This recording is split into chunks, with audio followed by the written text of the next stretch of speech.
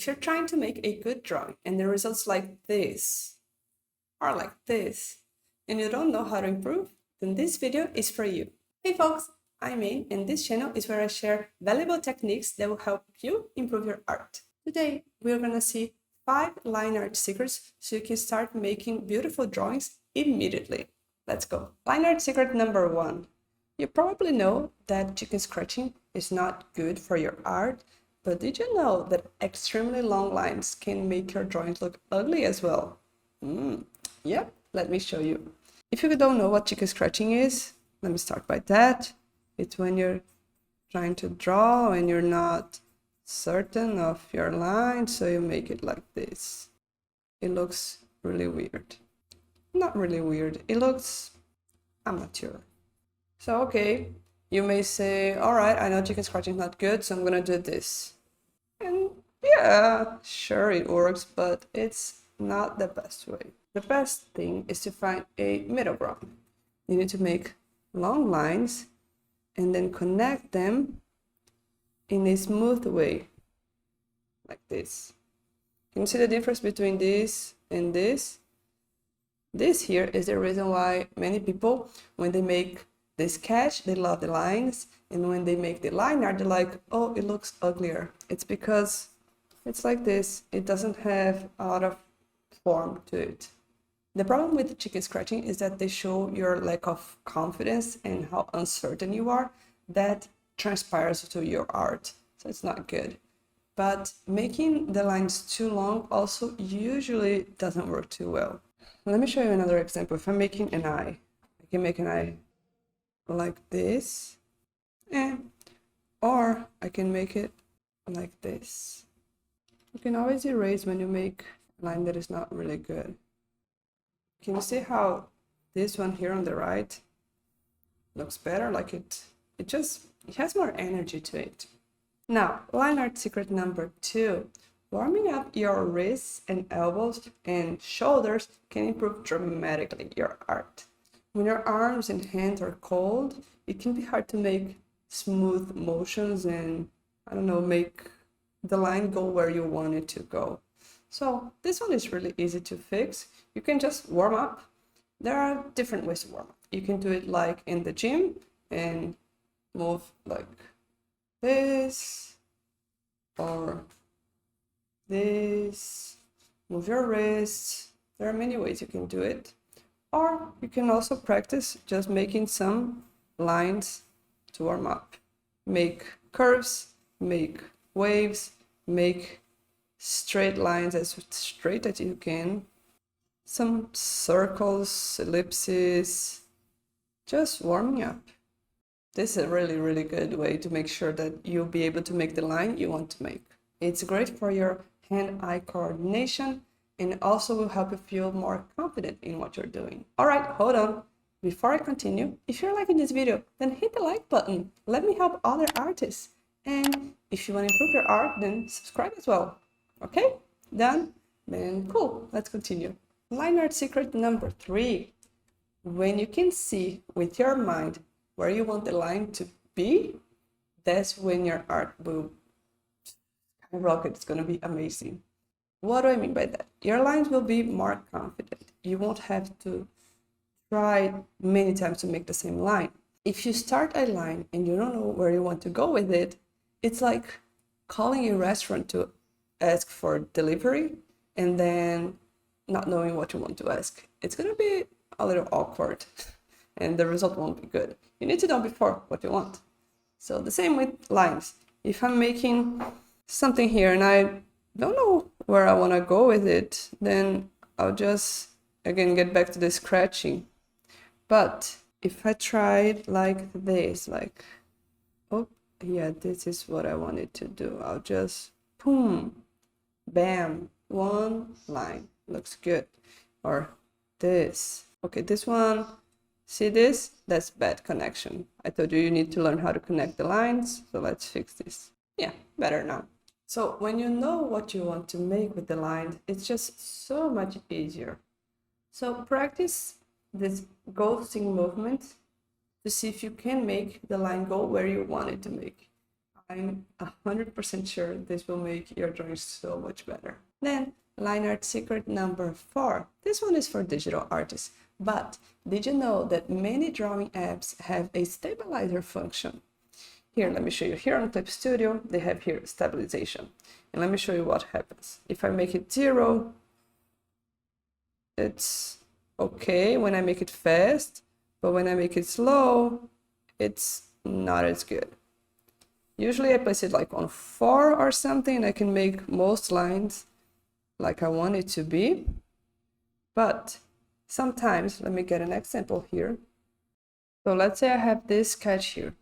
The sketch can be as ugly as necessary, it doesn't matter. What matters is that the line art afterwards looks good. So let's say I have this sketch, make it a little bit less opaque. And I want to make this here, which is very long, and maybe I can do it the way I want it to be. It looks a little wiggly and weird. Then I can increase the stabilization and make it real slow. It's gonna be just perfect. Oops. Oh, my tablet is acting up. No, it's the revenge of the machines. They are rebelling against us. Okay, now it's back. Okay, so now you know stabilizer exists. You're gonna come here and place it on 64 and just use it all the time. It's not gonna work well. Don't do it. You need to know when to make it a high number, when to make it low. If you wanna make quick lines, for example, for this hair, I would make quick lines. Then the stabilizer just makes it look really ugly. You see it? I make it curve, and the curve looks awful. So for this, I'll reduce the stabilization. Yeah, much better now. This one isn't good. See? And then again, if I want to make a long and beautiful line, like the one on the outfit, I'll increase it, and now it works. So the stabilization is for slow lines. If you're hatching, oh my god, hatching with with the stabilizers on is hell. Let me get another example here. Actually, it's going to be the same image, but in another stage. Let me get it. So here we have the line art. Let me say, let's pretend I'm going to go do some hatching. Oh my god, it doesn't work too well. Look, there's this weird end here. Oh, I can't even circle. Like a weird end here. It's going above, like beyond. So I'm gonna make it almost no stabilization, and then I can do it look really good, really flowy. So make sure to play with the stabilizer, to use it to your needs. It's not you who need to change for it, it needs to change for you. And the last line art secret, which is my favorite, is that you can use line width to make your art more dynamic. Let me explain.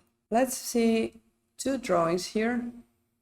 One without any difference in line width and one with it. It's not really gonna be without any, but it won't have a lot of line width. And then we'll see how it looks with. And it's so much better.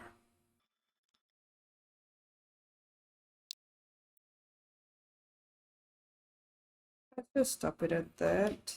And let's compare with line width and without. You can see that the one without just kind of looks a little dead. It's not necessarily a mistake, it looks better when it has the line width. Of course, like everything in art, it can be an art style, but generally speaking, having the line variation will help a lot. So here's an example of a student of mine. Shout out to Vic, she's amazing. This girl here is Akane, it's her main character from her novel. Looks cute, but let's analyze those lines and what could be better here. First, there's a little bit of chicken scratching here, and here is also a little uncertain. But then the most important is that the hair, all of the lines have basically the same width.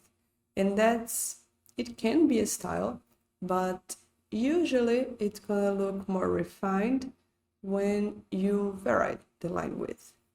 What do we make? How do we improve this? Okay, so the first thing, let's remove that chicken scratching. Make the lines smoother. Okay, and then now for the hair, what we're gonna do is that these inside lines should be thinner. Why? There's a kind of a principle of line art that lines that separate materials or that separate a subject from the background, lines that are separate stuff, they will be thicker than lines inside the same material, usually. So the hair here will be usually thinner inside. When we fix this, you can see here with a little bit more line variation already. And it looks, it's subtle, it's not a lot of change, but it looks, the image look a little bit more professional. So how do you know when you make line thinner or thicker in some area? Well, here's what you're gonna do. The first thing is that lines that separate materials will be thicker. The second is that the outside of a curve will be thicker and the inside, like of a wave, will be thinner. I don't know any other way to explain, but what is pushing out and what is being pushed in. Usually it looks good when you make it thicker here, thinner here. Can you see the pattern? Here it's thicker.